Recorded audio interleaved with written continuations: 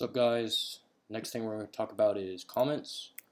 Comments are led by a hashtag, and you can just say, this is a comment. Comments don't get ran in the code, they're just for our eyes.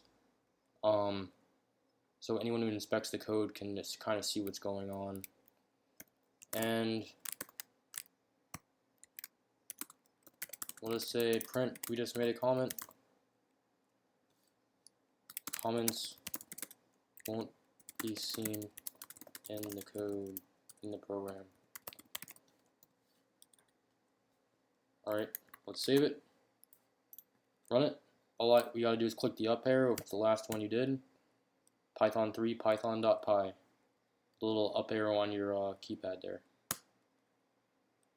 So we just made a comment. Comments won't be seen in the program. See, you can only see this comment here.